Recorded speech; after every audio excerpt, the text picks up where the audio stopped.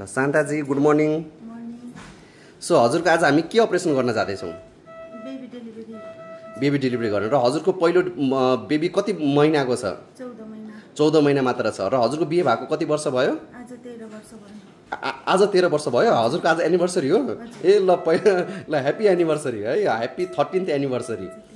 ल 13औं एनिभर्सरीमा हजुरले दोस्रो सन्तान प्राप्त गर्न जाँदै हुनुहुन्छ है। र हजुरले मलाई भेट्नु भएको कति वर्ष भयो?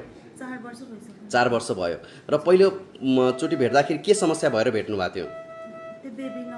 बेबी नभएर। सो हामीले हजुरको उपचार गऱ्यौँ, त्यस पश्चात हजुरको सन्तान भयो। बिहे भएको 8 वर्षपछि, 11 वर्षपछि, ओहो बिहे भएको 11 वर्षपछि हामीले हाम्रो उपचार गरिसकेपछि हजुरले बेबी प्राप्त गर्नुभयो।